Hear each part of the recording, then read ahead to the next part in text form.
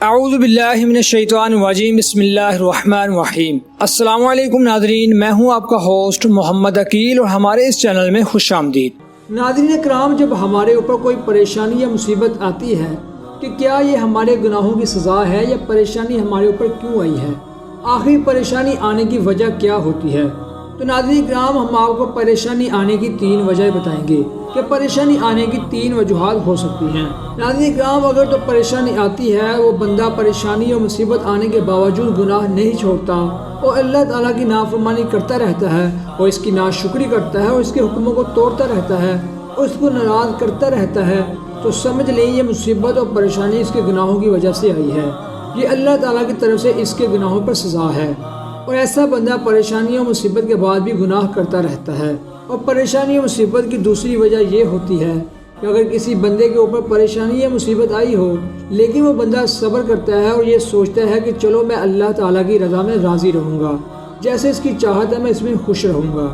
تو سمجھ لیجیے کہ اللہ تعالیٰ نے جو پریشانی اور مصیبت بھیجی ہے وہ اس کو آزمانے کے لیے بھیجی ہے۔ اللہ کے نبی صلی اللہ علیہ وآلہ وسلم کا فرمان ہے، فرمایا کہ بڑی آزمائش میں بڑا اجر ہے، اور فرمایا کہ جب اللہ تعالیٰ کسی قوم سے محبت کرتا ہے قوم کو آزمائش میں ڈال دیتا ہے،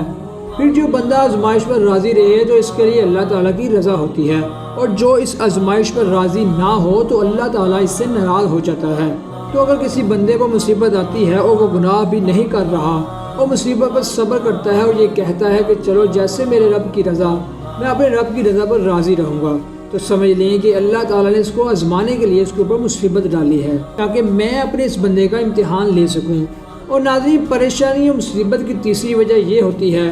کہ اگر ایک بندے کے اوپر پریشانی یا مصیبت آئے اور وہ بندہ پریشانی اور مصیبت کے بعد اللہ تعالیٰ کے زیادہ قریب ہو جائے اور اس کی زیادہ عبادت کرنے لگ جائے اور اس کو پہچاننے کی کوشش کرے، تو یہ مصیبت اس کے لیے مصیبت نہیں ہوتی، اللہ تعالیٰ کی طرف سے اس کے لیے ایک نعمت ہے، کیونکہ وہ مصیبت کے بعد اللہ تعالیٰ کی پہچان زیادہ کر لیتا ہے۔ دنیا میں کئی ایسے لوگ گزرے ہیں جو غفلت والی زندگی گزار رہے تھے،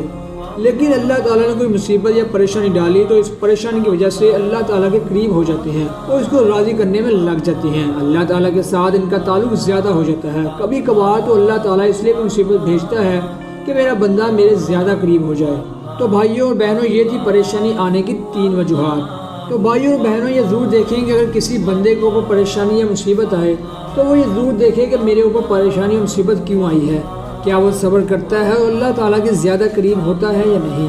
اگر یہ 2 باتیں ہیں تو اچھی بات ہے، لیکن اگر پریشانی کے بعد بھی گناہ کرتا ہے تو سمجھ لیں کہ اللہ تعالیٰ اس سے ناراض ہے اور اسے گناہ چھوڑ دینے چاہیے۔ تو دوستو، آخر میں اللہ تعالیٰ سے دعا ہے کہ اللہ تعالیٰ ہم سب سے راضی ہو جائے اور ہمیں ان باتوں پر عمل کرنے کی توفیق عطا فرمائے اور ان پیاری باتوں کے مطابق زندگی بسر کرنے کی توفیق عطا فرمائے، آمین ثم آمین۔ تو ناظرین، یہ تھی ہماری آج کی ویڈیو۔ ہم امید کرتے ہیں کہ آپ کو یہ آج کی ہماری ویڈیو پسند آئی ہوگی۔ ویڈیو پسند آنے کی صورت میں ہمارے چینل کو سبسکرائب، ویڈیو کو لائک اور شیئر ضرور کیجیے اور پاس ہی موجود بیل آئیکن کو بھی کلک کیجیے تاکہ آپ کو ہماری ہر نئی آنے والی ویڈیو کا نوٹیفیکیشن ملتا رہے۔ اپنے دوستوں اور رشتہ داروں کی متنوع کے تمام لوگوں کا بہت خیال رکھیے گا۔ پھر ملتے ہیں ایک اچھی نئی ویڈیو کے ساتھ، تب تک کے لیے اللہ حافظ۔